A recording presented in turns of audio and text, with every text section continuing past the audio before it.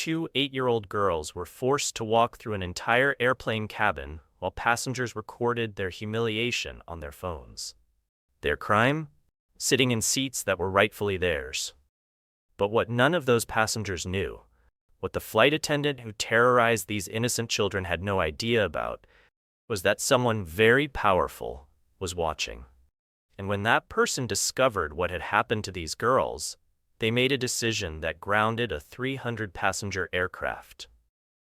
The tears streaming down 8-year-old Zoe's face as she clutched her sister's hand, walking from first class to the back of the plane, while strangers stared and whispered, is an image that will haunt you. But the moment a voice crackled over the intercom 30 minutes later saying, "Ladies and gentlemen, we're returning to the gate immediately. This flight is terminated." Well, that's when justice finally showed up. Let me take you back to where this nightmare began, because what happened on Flight 847 will make your blood boil, but the ending will restore your faith in standing up for what's right. It was a Friday afternoon at Chicago's O'Hare International Airport, and Flight 847 to Atlanta was preparing for what should have been a routine departure. The massive Boeing 777 sat gleaming on the tarmac, its engines humming with anticipation. Inside the first-class cabin, two 8-year-old twin girls sat quietly in seats 2A and 2B, their small hands carefully coloring pictures of airplanes in their coloring books. Meet Zara and Zoe Thompson. These weren't your typical first-class passengers. At just 8 years old, they were experiencing the luxury of premium seating for the very first time in their young lives. Zara, the more outgoing of the twins, had her heart set on becoming a pilot someday. Every detail of the aircraft fascinated her, from the way the overhead compartments clicked shut to the gentle hum of the air conditioning. Zoe, quieter and more observant, had a gift for reading people's emotions. She could sense when adults were happy, sad, or angry, sometimes before they even realized it themselves. This first-class experience was supposed to be a special treat, a surprise that had taken months of planning. The girls were well-behaved, speaking in hushed tones and keeping their belongings neatly organized on their tray tables.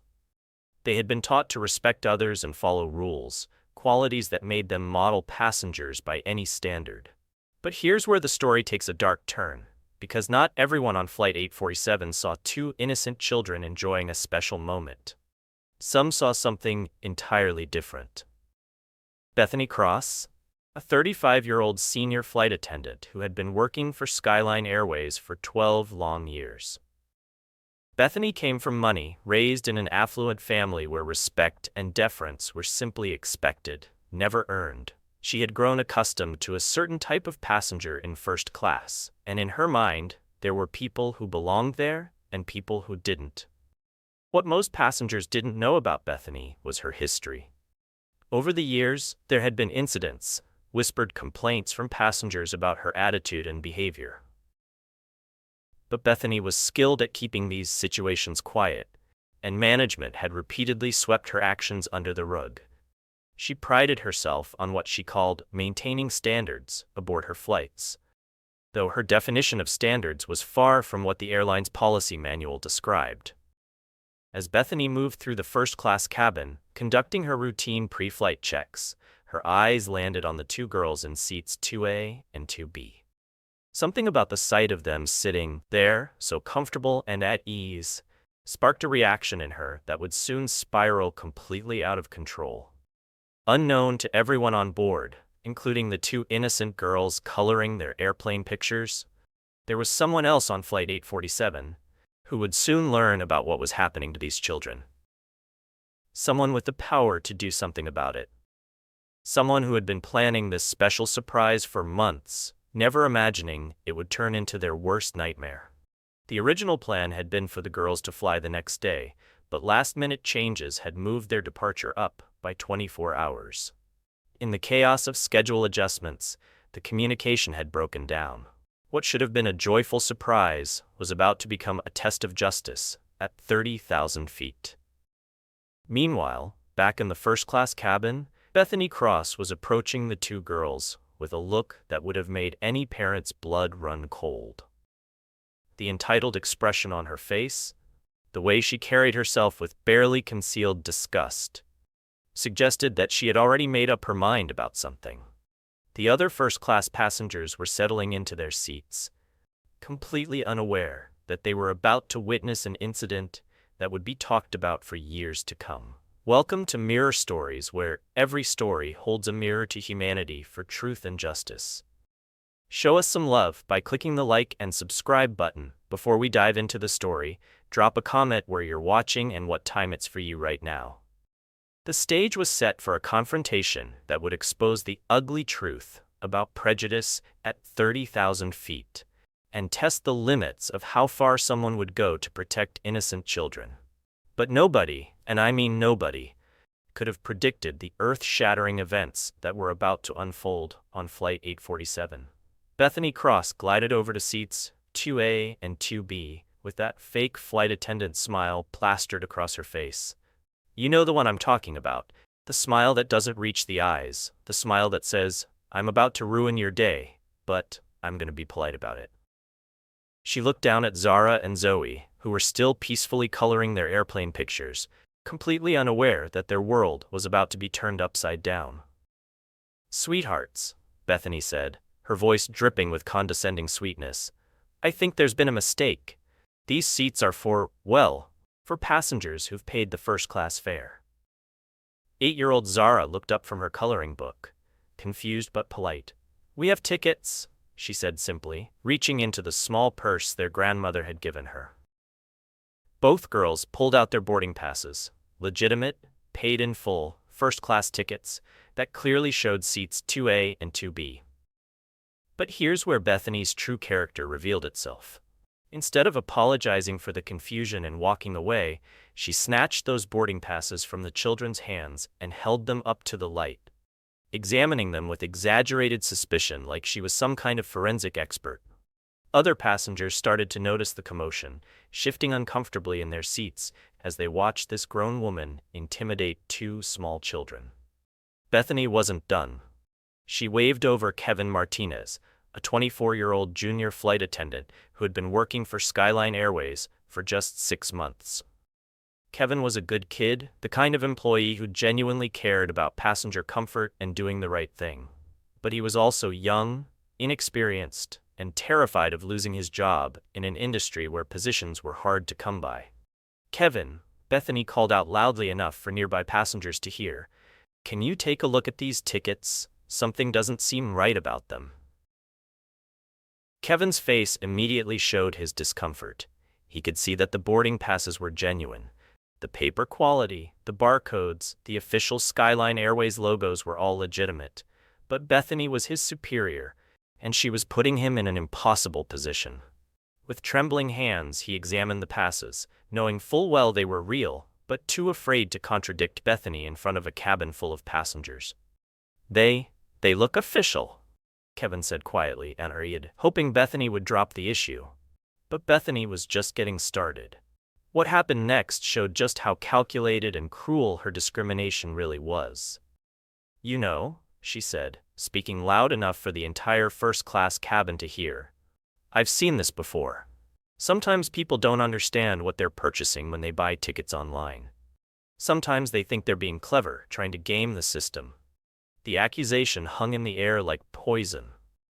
Bethany was essentially calling these children thieves in front of a plane full of strangers, suggesting that their family had somehow scammed their way into first-class seats. The twins looked at each other with growing confusion and fear, not fully understanding what was happening, but sensing that this adult was very angry with them for reasons they couldn't comprehend. Then, Bethany found her perfect ally. In seat 3C sat Linda Hoffman, a woman in her 50s who wore her wealth like armor, designer clothes, expensive jewelry, and an attitude that screamed entitlement. Linda had been watching the confrontation with obvious approval, nodding along with Bethany's accusations. "Excuse me, ma'am," Bethany said, turning to Linda with fake deference. "As a valued first-class passenger, I wanted to ask your opinion. Do you think it's fair when people try to take advantage of the system?" Linda practically preened at being asked for her input. "Oh, absolutely not," she said loudly, making sure her voice carried throughout the cabin. I pay good money for first-class service, and I expect certain standards to be maintained. If people can just, well, you know what I mean. The implication was crystal clear, and it was disgusting. Here were two grown women, both in positions of authority and privilege, ganging up on children who had done absolutely nothing wrong. But 8-year-old Zara Thompson was not going to let this slide without a fight. Remember, this was the little girl who dreamed of becoming a pilot, who had inherited a sense of justice and courage that would have made any parent proud. With her small voice shaking but determined, she stood up in her seat and looked Bethany straight in the eye. "Our daddy bought these tickets," Zara said, her chin jutting out defiantly. "He's Captain Thompson, and he wanted us to have a special trip. What happened next will make your blood boil." Bethany Cross threw back her head and laughed, actually laughed, at this 8-year-old child's declaration. It was the kind of cruel, mocking laughter that no child should ever have to endure. "Honey," Bethany said with patronizing amusement, "I know every pilot on this airline. Trust me, there's no Captain Thompson flying for Skyline Airways. Nice try, though." That laugh, that dismissive tone, that public humiliation of a child who was telling the absolute truth, it broke something inside little Zoe. The quieter twin, the one who felt emotions so deeply, started to cry. Not the loud, dramatic crying of a tantrum, but the quiet, heartbroken tears of a child who doesn't understand why adults are being so mean to her. And that's when other passengers started pulling out their phones. The sight of an 8-year-old girl crying while a flight attendant towered over her, the obvious injustice of the situation, the uncomfortable racial dynamics that everyone could see but many were afraid to acknowledge. It all started being recorded by passengers who couldn't believe what they were witnessing.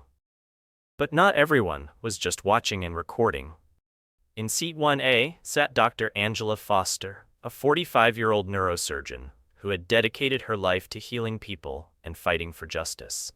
Dr. Foster was brilliant, accomplished, and had faced her own share of discrimination throughout her career. She recognized exactly what was happening to these children because she had lived it herself. At first, Dr. Foster tried to stay out of it. She told herself it wasn't her business, that maybe there was some misunderstanding she didn't know about. But as she watched Zoe's tears and heard Bethany's increasingly aggressive tone, her conscience wouldn't let her remain silent. Meanwhile, back in coach class, a 60-year-old retired teacher named James Wilson was straining to hear what was happening in first class. James had spent 40 years working in public schools, and he had developed an almost supernatural ability to detect when children were being mistreated. The raised voices, the defensive tone of the young girl, the obvious distress, it all triggered his protective instincts. James unbuckled his seatbelt and started moving toward the front of the plane, knowing he might get in trouble, but unable to sit by while children were being terrorized. And Kevin Martinez? Poor Kevin was caught in the middle of a nightmare, watching his supervisor destroy 2 innocent children while he stood there helplessly, his job hanging in the balance if he dared to speak up. The cabin was now divided into clear camps. Those who were disgusted by what they were seeing, those who were too afraid to get involved, and those like Linda Hoffman who were actively supporting the discrimination. The tension was building to a breaking point, and everyone could feel it. But what none of them knew, what would make this entire situation go from tragic to explosive, was that every word they had spoken, every cruel laugh, every tear shed by those little girls, was about to reach the ears of someone who had the power to ground that aircraft and bring justice raining down on everyone responsible. What happened next will be burned into your memory forever. Bethany Cross looked down at those 2 innocent children and made a decision that revealed the absolute worst of humanity. With a voice cold enough to freeze hell, she said the words that would haunt everyone on that plane. "Girls, I'm going to need you to gather your belongings. You'll be more comfortable in the back of the aircraft with passengers with passengers in your price range." The cabin fell silent. Even the engine noise seemed to fade as 300 passengers processed what they had just heard. This wasn't a misunderstanding anymore. This wasn't about tickets or procedures. This was pure, undisguised discrimination, and it was happening right in front of everyone. 8-year-old Zara looked up at Bethany, with confusion and defiance still burning in her eyes. "But these are our seats. Our tickets say 2A and 2B. "Not anymore, sweetie," Bethany replied with fake sympathy that made everyone's skin crawl. "Now collect your things. We have a schedule to keep." And so began the most heartbreaking walk of shame you could ever imagine. 2 little girls, dressed in their best clothes for what was supposed to be a special flight, started gathering their coloring books, their small backpacks, their juice boxes. Their hands were shaking, not from fear of flying, but from the humiliation of being rejected by an adult who was supposed to protect them. Zara, the brave one, reached over and took her sister's hand. Zoe was crying now, not the quiet tears from before, but the broken sobs of a child whose innocence was being shattered in real time. Together, they began the longest walk of their young lives, from first class to the very back of the plane, past the business class passengers who stared in shock, past the premium economy travelers who pulled out their phones to record this injustice, past row after row of coach passengers who couldn't believe what they were witnessing. Every step was captured on video. Every tear that fell from Zoe's face was preserved for the world to see. The sound of their small footsteps echoing through the cabin, the whispers of outraged passengers, the sight of 2 children being punished for the crime of existing while black in first class. It all went viral before they even reached their banished seats in row 43, the very last row of the aircraft. But some people couldn't stay silent anymore. Dr. Angela Foster, the neurosurgeon who had been watching this nightmare unfold, finally reached her breaking point. As the girls passed her seat, she stood up and spoke with the authority of someone who had spent decades fighting for justice. "This is absolutely unacceptable," Dr. Foster declared, her voice cutting through the cabin like a scalpel. "Those children had valid tickets. What you're doing is discrimination, pure and simple." Bethany whirled around, her mask of fake professionalism finally slipping completely. "Doctor, I'm sure you understand the importance of following proper procedures. Perhaps you should mind your own business." The insult hung in the air like a slap. Here was a flight attendant telling an accomplished physician to mind her own business while she terrorized children. The audacity was breathtaking. But while this public humiliation was unfolding in the cabin, something else was happening that would change everything. Something that would turn this story from a tragedy into the most satisfying example of justice you've ever witnessed. 20 feet away from all this chaos, separated by just a cockpit door, Captain David Thompson was running through his pre-flight checklist. David was methodical, professional, focused on the technical aspects of getting Flight 847 safely to Atlanta. He was checking weather reports, reviewing fuel calculations, coordinating with air traffic control, all the routine tasks that passengers never think about but that keep them safe at 35,000 feet. Then his phone buzzed. It was a text message from his ex-wife, Jennifer. David normally didn't check personal messages during pre-flight preparations, but something made him glance at the screen. What he read made his blood turn to ice. The girls caught an earlier flight. Flight 847. Should be airborne soon. Hope their first time in first class is magical. Thanks for the surprise. David stared at the message, reading it again and again, hoping he had misunderstood. Flight 847. His flight. His daughters were on his plane. The special surprise he had planned for them, first-class tickets for their first solo flight, was happening right now, just feet away from where he sat. His hands started shaking as the implications hit him. If Zara and Zoe were on Flight 847, they were in first class. They were 8-year-old black children in first class. And if the sounds of commotion he'd been hearing from the cabin were anything to go by, David's training kicked in. He needed information, and he needed it fast. With trembling fingers, he started accessing the passenger manifest on his computer system. But the airline's computer network was running slower than usual, the loading screen spinning endlessly as precious seconds ticked by. Meanwhile, back in the cabin, the situation was reaching a boiling point. Kevin Martinez, the young flight attendant who had been forced to witness this injustice, couldn't take it anymore. When Bethany wasn't looking, he quietly approached the girls in their banished seats and offered them extra snacks, blankets, anything he could do to comfort them without losing his job. "I'm sorry," he whispered to them, his own eyes filled with tears. "This isn't right. This isn't who we're supposed to be." Dr. Foster had also moved to the back of the plane, taking an empty middle seat next to the girls despite having paid for first class. She wrapped her arms around Zoe, whose sobs were breaking the hearts of everyone nearby. "You did nothing wrong," Dr. Foster told them softly. "Sometimes adults make terrible mistakes, but that doesn't mean you did anything wrong." But the most incredible thing was happening throughout the rest of the cabin. James Wilson, the retired teacher from row 15, had started something extraordinary. He was going row by row, getting passengers to sign a petition demanding that the twins be returned to their rightful seats. The response was overwhelming. Nearly every passenger was eager to add their name to the list. Even more powerful were the videos being uploaded to social media in real time. Flight 847 Justice started trending as passengers shared footage of the girls' walk of shame. The airline's social media accounts were being flooded with outrage and demands for action. But Linda Hoffman, the entitled socialite who had enabled Bethany's behavior, was having none of it. She marched up to Bethany with indignation written all over her face. "This disruption is completely unacceptable," Linda complained loudly. "I didn't pay first-class prices to deal with all this chaos. Can't you just remove anyone who's causing problems?"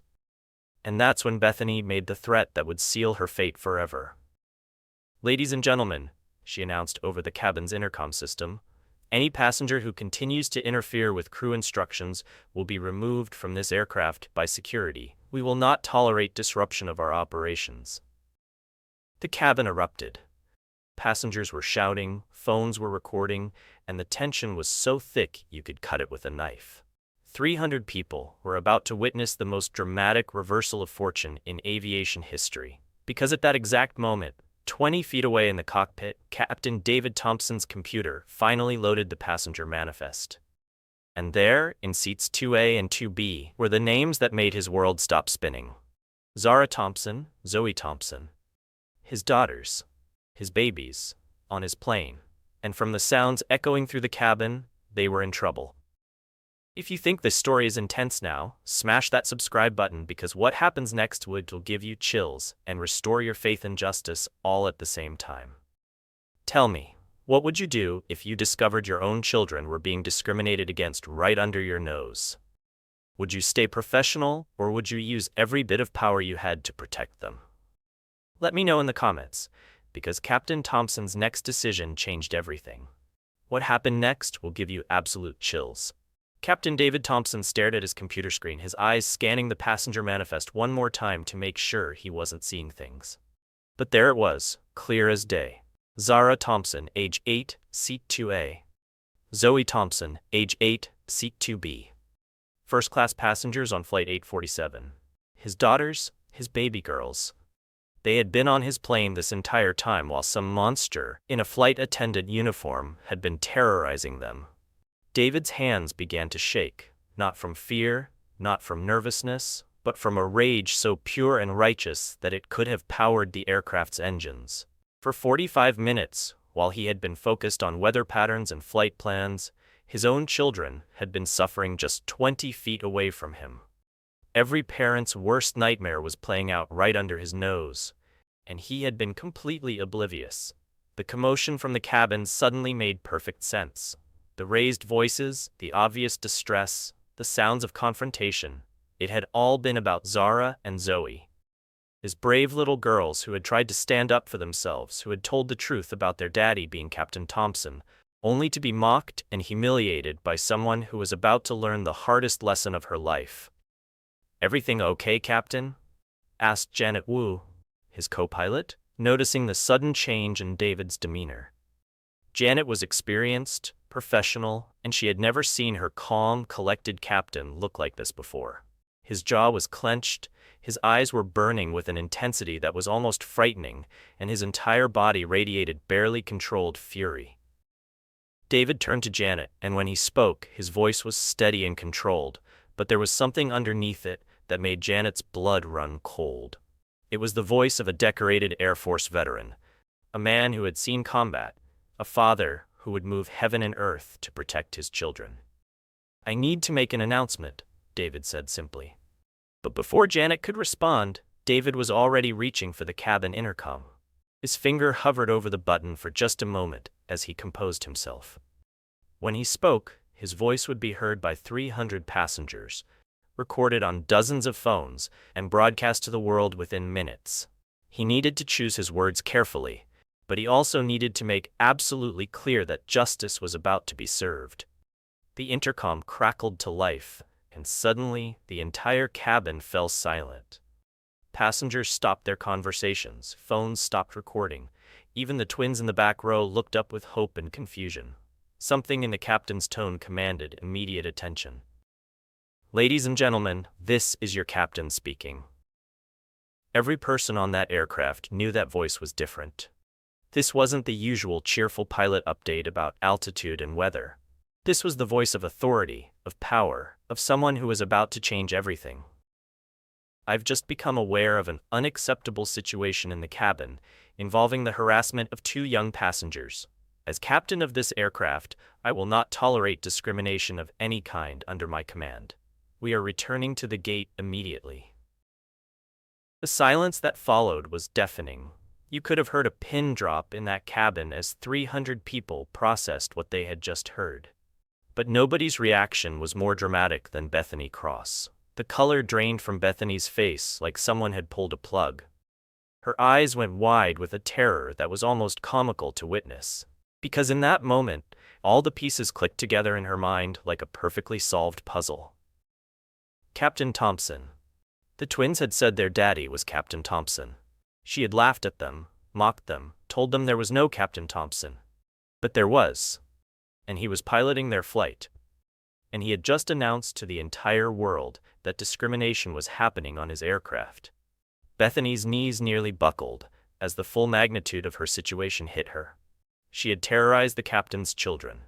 She had humiliated them, forced them to endure a walk of shame, made them cry in front of hundreds of strangers. And now their father, a man with the authority to ground a multi-million-dollar aircraft and the power to end her career with a single phone call, knew exactly what she had done. Other passengers were starting to put the pieces together too. Excited whispers rippled through the cabin as people realized that the little girls who had been so cruelly treated were the pilot's daughters. Phones started recording again. This time focused on Bethany's face as she experienced what could only be described as pure, existential dread. Linda Hoffman, the entitled socialite who had enabled Bethany's discrimination, was frantically trying to distance herself from the situation, suddenly very interested in the safety card in her seat pocket. Kevin Martinez looked like he wanted to disappear into the floor, knowing he would be questioned about his role in the incident. Foster and James Wilson exchanged looks of grim satisfaction, knowing that justice was finally coming. But the twins in the back row, they heard that voice, that familiar, beloved voice of their daddy, and their faces lit up like Christmas morning. "Daddy!" Zara shouted, her voice carrying through the silent cabin. "Daddy, we're here!" "That's our daddy," Zoe added, her tears of sadness instantly transforming into tears of joy and relief. And then came the moment that will be talked about for generations. The cockpit door opened, and Captain David Thompson stepped into the cabin.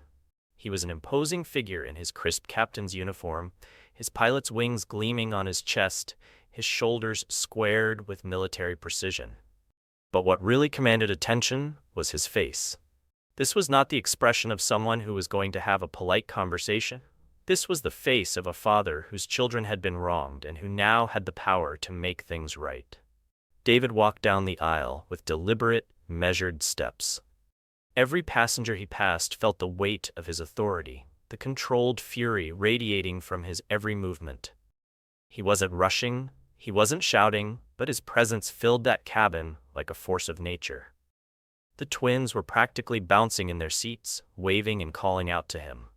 Other passengers were recording everything, knowing they were witnessing something historic. But all eyes were on Bethany Cross, who looked like she was about to faint. When David finally reached the back of the plane, He knelt down and wrapped his daughters in the biggest hug of their lives. For just a moment, his stern expression melted into pure parental love and relief. "Are you okay?" he whispered to them. "Did anyone hurt you?"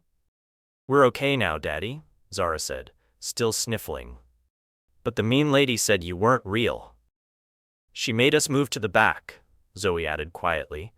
"She said we didn't belong in the pretty seats." David's jaw tightened again as he stood up, his daughters clinging to his hands. Now came the moment everyone had been waiting for. The confrontation between the captain and the flight attendant who had terrorized his children. David walked back toward the front of the plane, his daughters by his side, until he stood directly in front of Bethany Cross. The entire cabin held its breath. This was the moment of truth, the reckoning that had been building for the past hour. When David spoke, he didn't shout. He didn't raise his voice. He didn't need to. His quiet authority filled every corner of that aircraft, and his words carried the weight of absolute justice. "Miss Cross," he said, his voice calm, but carrying an edge that could cut steel, "you have terrorized my children and violated every principle this airline stands for. Your employment is terminated, effective immediately." The words hung in the air like a gavel falling in a courtroom. Bethany tried to speak, tried to stammer some kind of defense or explanation, but no words came out. What could she possibly say? How could she defend the indefensible? "Furthermore," David continued, "your actions today have been recorded by dozens of passengers and will be reviewed by airline management, the FAA, and quite possibly federal civil rights investigators. You have not only lost your job, you have destroyed your career and reputation in the most public way possible."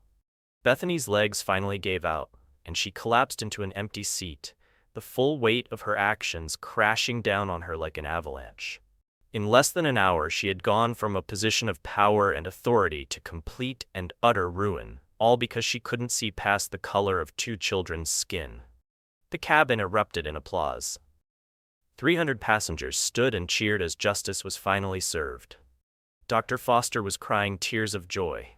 James Wilson was clapping so hard his hands hurt. Even Kevin Martinez, despite his fear, was smiling with relief that the nightmare was finally over. David wasn't finished. With his daughters still holding his hands, he turned to address the entire cabin, and what he said next would be remembered long after Flight 847 touched down in Atlanta.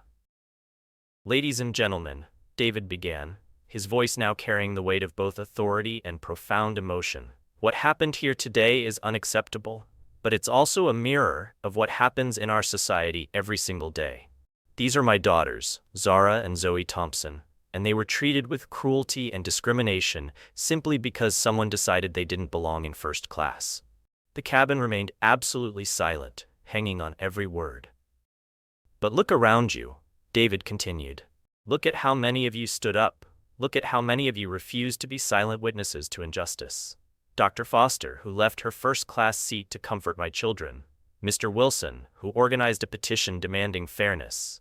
Young Kevin, who risked his job to show kindness. You have shown that when good people choose to act, discrimination cannot survive." The applause that followed was thunderous, but David raised his hand for quiet. He wasn't done. "We're going to return to the gate now, not just to remove Ms. Cross from this aircraft, but to make a statement. When we take off again, it will be with the understanding that every passenger on this plane, regardless of age, race, or background, deserves dignity and respect." As if on cue, airport security appeared at the aircraft door. Bethany Cross, her career in ruins and her reputation destroyed, was escorted off Flight 847 in complete silence. The woman who had wielded her authority like a weapon just an hour earlier now walked the same aisle where she had humiliated two innocent children. But this time, it was her turn to face the stares and whispered comments of 300 passengers who had witnessed her downfall. As Bethany disappeared from view, something beautiful began to happen. David turned to Dr. Foster and James Wilson, the two passengers who had shown the most courage in standing up for his daughters. "Dr. Foster, Mr. Wilson, I'd like to invite you both to join my daughters in first class for the remainder of this flight.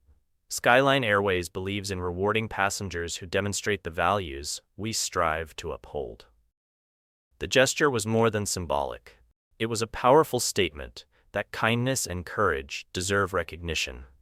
As Dr. Foster and James Wilson made their way to first class, the entire cabin erupted in applause again.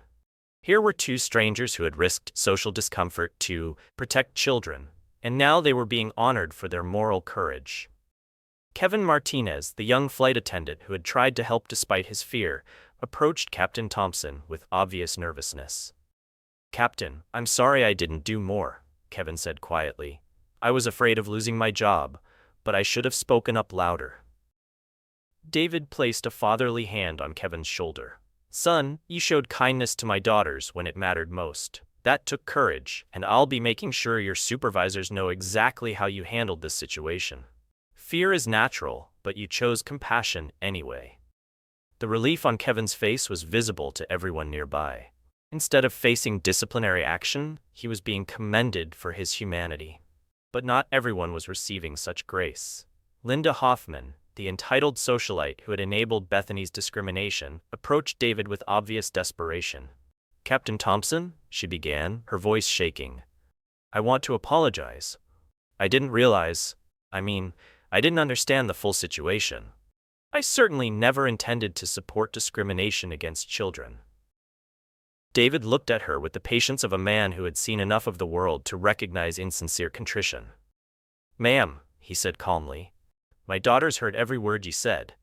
They watched you encourage the mistreatment of children who had done nothing wrong. An apology now doesn't erase the lesson you taught them about how some adults choose to use their privilege." Linda opened her mouth to respond, but David had already turned away, leading his daughters back toward first class. Her apology hung in the air, unaccepted and inadequate. A reminder that some actions have consequences that can't be undone with a few nervous words.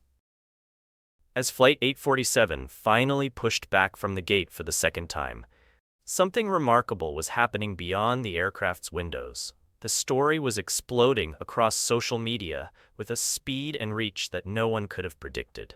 The hashtag #Flight847Justice was trending worldwide within minutes. Videos of the twins' walk of shame, Bethany's confrontation with David, and the captain's powerful speech were being shared millions of times across every platform. But it wasn't just social media buzz. News outlets were picking up the story, civil rights organizations were commenting, and Skyline Airways was facing intense public scrutiny. The airline's CEO released a statement within hours announcing immediate implementation of comprehensive anti-discrimination training for all employees and a complete review of their policies and procedures. "The events on Flight 847 represent a complete failure of our values," the statement read. "We are committed to ensuring that every passenger, regardless of background, receives the respect and dignity they deserve. This incident will serve as a catalyst for meaningful change throughout our organization." The ripple effects were spreading far beyond one airline. Other carriers began reviewing their own policies, airport authorities implemented new oversight procedures, and the Federal Aviation Administration announced enhanced civil rights training requirements for all airline personnel. But the most powerful impact was happening right there in first class, where two little girls were finally experiencing the magical flight their father had dreamed of giving them. David knelt down between seats 2A and 2B, the same seats where this nightmare had begun, and began explaining every detail of commercial aviation to his fascinated daughters. He told them about how the massive engines generated thrust, how the wings created lift, how the sophisticated navigation systems guided them safely through the sky. Zara's eyes were absolutely glowing as she absorbed every word. "Daddy, I want to learn how to fly planes just like you," she declared with the unwavering certainty that only an 8-year-old can possess. "And you will, sweetheart," David replied, his voice filled with pride and love. "You'll be an amazing pilot because you have something that can't be taught: courage. You stood up for yourself and your sister today, even when a grown-up was being mean to you. That's the kind of strength that makes great pilots."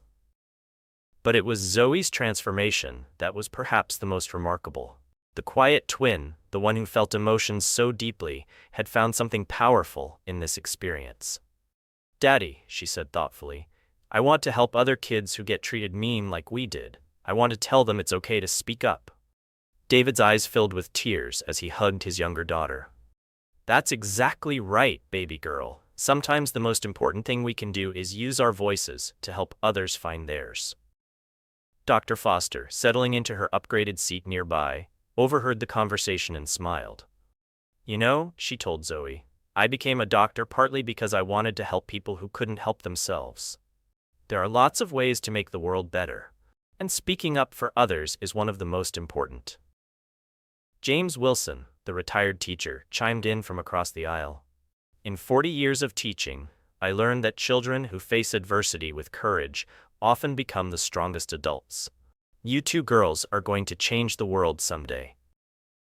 As Flight 847 climbed toward its cruising altitude, something beautiful was happening in that first-class cabin. What had started as a story of discrimination and cruelty was transforming into something much more powerful. A story of resilience, justice, and the way ordinary people can create extraordinary change. The twins spent the rest of the flight living every moment of the first-class experience they had been denied. They marveled at the warm towels, giggled over the fancy meal service, and curled up under soft blankets as they watched movies on their personal entertainment systems. But more importantly, they were surrounded by adults who had shown them that the world contained far more good people than bad ones. Kevin brought them special desserts and told them stories about the different cities the plane had visited. Dr. Foster shared tales from her medical training and encouraged Zara's aviation dreams. James Wilson pulled out his phone and showed them pictures of students he had taught who had gone on to become pilots, doctors, teachers, and leaders. As the plane began its descent into Atlanta, David made one final announcement, but this time it wasn't about flight procedures or weather conditions. This was a father's reflection on humanity, courage, and the lessons we teach our children. Ladies and gentlemen, this is Captain Thompson speaking. As we prepare for landing, I want to share something with you. Today, my daughters learned that the world can be unfair. That some people will judge them based on the color of their skin rather than the content of their character. But they also learned something far more important. They learned that good people outnumber bad people, that courage is contagious, and that standing up for what's right matters more than staying comfortable. His voice carried throughout the cabin, and every passenger was listening intently. Dr. Foster could have stayed in her seat and minded her own business, but she chose to comfort my children. Mr. Wilson could have ignored what was happening in first class, but he chose to organize support for two little girls he had never met. Kevin could have followed orders, without question, but he chose to show kindness even when it was risky. Each of you who recorded this incident, who shared it on social media, who refused to be silent witnesses to injustice, you chose to act. David's voice grew stronger, more passionate. That's how change happens, not through grand gestures or perfect heroes, but through ordinary people making the choice to do what's right, even when it's uncomfortable. My daughters will remember this flight for the rest of their lives. But they won't just remember the discrimination they faced. They'll remember the army of strangers who stood up for them. They'll remember that courage is a choice available to everyone. The applause that followed was different from the earlier ovations. This wasn't just approval or relief. This was recognition, understanding, and commitment. These passengers weren't just witnessing a story anymore. They were part of it. They had become characters in a narrative about justice and moral courage that would inspire others for years to come. As Flight 847 touched down in Atlanta, David invited his daughters to visit the cockpit, a privilege that completed their magical aviation experience. Zara immediately put on her father's captain's hat, which was adorably too big for her small head, and began asking rapid-fire questions about every button, switch, and display. Someday I'm going to sit in this chair and fly people safely to see their families, she declared with absolute certainty. Zoe, meanwhile, was looking out at the ground crew and passengers preparing to board other flights. Daddy, do you think any of those people need someone to stick up for them today? David smiled as he looked at his daughters, one dreaming of soaring through the clouds, the other committed to lifting up those around her. Both had been forever changed by their experience. but in ways that would make them stronger, kinder, and more determined to create a better world. The story of Flight 847 didn't end when the plane reached the gate. Within days, the viral videos had sparked a national conversation about discrimination, the power of bystander intervention, and the responsibility we all have to protect the vulnerable. Schools began using the incident as a teaching tool about civil rights and moral courage. Airlines across the industry implemented new training programs and policies. Bethany Cross never worked in aviation again, her career destroyed by her own prejudice and cruelty. But her downfall served as a powerful reminder that discrimination has consequences, that authority without compassion is meaningless, and that in our interconnected world, acts of injustice can't hide in the shadows. Kevin Martinez was promoted within months, his courage under pressure marking him as leadership material. Dr. Foster and James Wilson stayed in touch with the Thompson family, their chance encounter on Flight 847 blossoming into lasting friendships built on shared values and mutual respect. And the twins? They returned to school with a story that made them local celebrities, but more importantly, with a deep understanding that they had voices worth using and the courage to use them. Zara threw herself into aviation programs and STEM education, her pilot dreams stronger than ever. Zoe became a fierce advocate for other children, organizing anti-bullying campaigns and speaking up whenever she witnessed unfairness. But perhaps the most powerful legacy of Flight 847 was the reminder it gave to millions of people around the world, that we all have the power to choose justice over comfort, courage over complacency, and action over apathy. Every time someone stands up for a stranger, speaks out against discrimination, or refuses to be a silent witness to injustice, they're continuing the story that began with two little girls who just wanted to enjoy their first-class flight. The final image that will stay with you forever is this: Captain David Thompson, standing in his cockpit with his arms around his daughters, all three of them, looking out at the endless sky ahead. Zara wearing her father's hat and dreaming of the day she'll be the one at the controls. Zoe promising to use her voice to help others find theirs. And David, knowing that whatever challenges his daughters face in the future, they'll face them with the unshakable knowledge that they deserve respect, that they have allies in unexpected places, and that courage is always, always worth choosing. Because sometimes, just sometimes, when injustice meets justice at 35,000 feet, the result isn't just a viral video or a trending hashtag. Sometimes the result is two little girls who grow up knowing they can change the world, and the absolute certainty that they will. If this story moved you, if it made you think about the power we all have to stand up for what's right, then hit that subscribe button and share this video with someone who needs courage to hear it. Because the message of Flight 847 isn't just about what happened to Zara and Zoe Thompson, it's about what happens every time we choose courage over comfort. What would you have done if you were on Flight 847? Would you have been like Dr. Foster and James Wilson, standing up for what's right? Or would you have stayed silent and hoped someone else would act? Let me know in the comments, because your answer might surprise you, and it might inspire others to be the change they want to see in the world.